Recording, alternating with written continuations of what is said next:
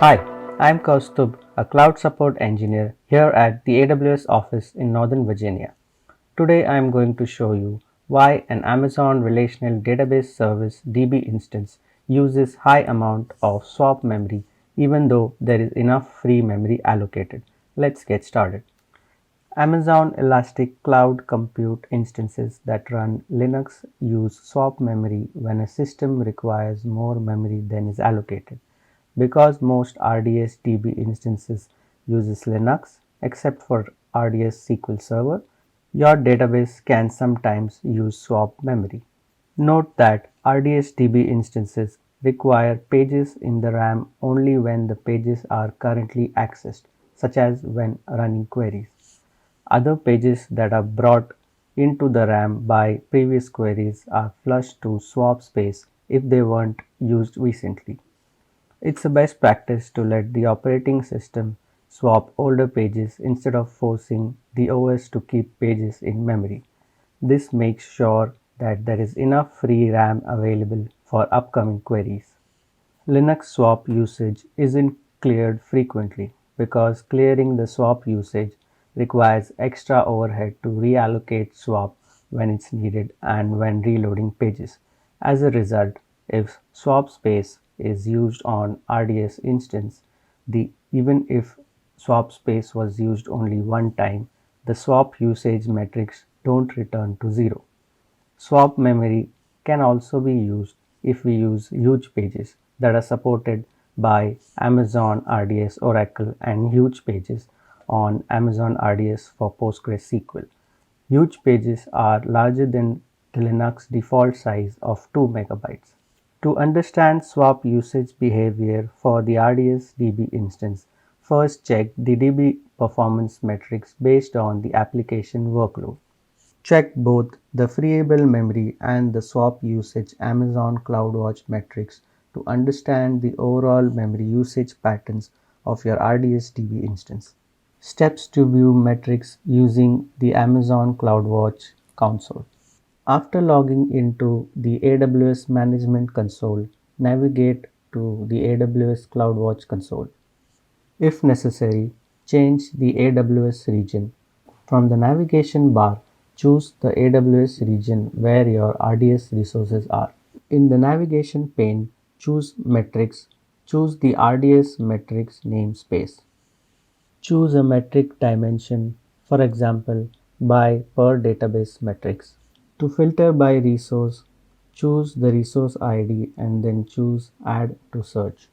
Enter the RDS-DB instance identifier in the search box. Select the freeable memory and swap usage memory metric to check the memory usage pattern. Review these metrics for any decrease in the freeable memory metric that occurs at the same time as an increase in the swap usage metric. This can indicate that there is pressure on the memory of the RDS-DB instance.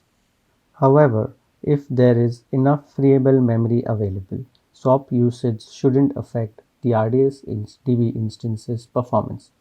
If your freeable memory remains consistently low, you can change your RDS-DB instance size to a larger instance size that has more memory.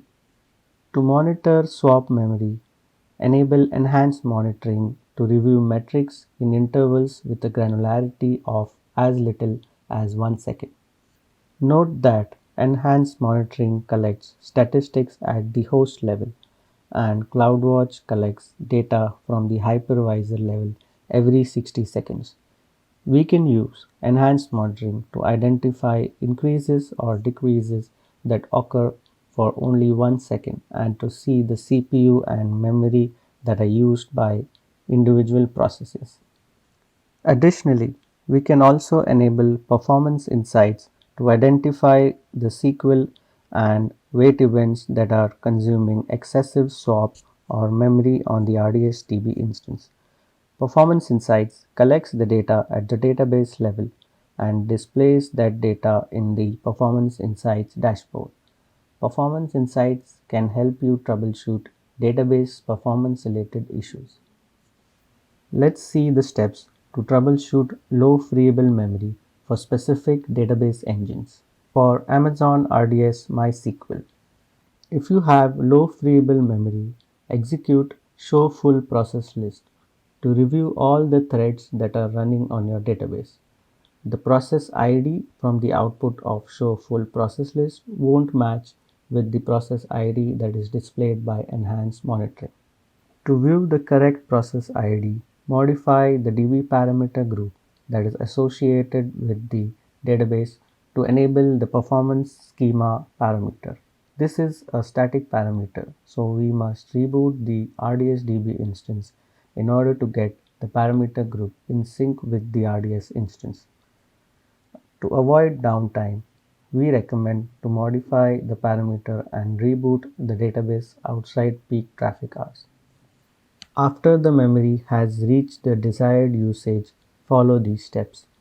We can view OS metrics reported by enhanced monitoring in the RDS console by choosing OS process list from the monitoring tab of the RDS MySQL DB instance.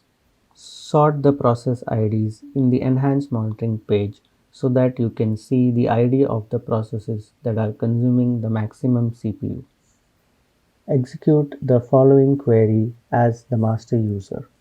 For example, if the max memory has been consumed by thread OS ID 6731, then execute the following query. Get the process list ID column from the output of this query. This gives you the process ID that matches the value of the process ID from the show full process list. After we have the correct process ID, we can map the process ID with the query. We can use the ID to identify the root cause of the high memory and CPU usage. For Amazon RDS PostgreSQL, to identify the process that is consuming high amounts of memory, map the process ID in the enhanced monitoring process list to the exact query by running the following pg_stat_activity view. Then tune the queries to consume less memory. For Amazon RDS SQL Server, enhanced monitoring could identify a specific thread ID that is consuming high amounts of memory. The thread ID is what SQL Server refers to as the kernel process ID or KPID. From Amazon RDS for SQL Server, run the following query to get the server process ID (SPID) that corresponds to the KPID. After you have the server process ID, for example 66, run the following command to review what's being done by the SPID 66. For Amazon RDS Oracle, by using the OS process ID from enhanced monitoring, you can see which process is consuming the most memory. Then execute the following query to get the process address for the session. You can use the process address to identify the session inside the database by executing the following query.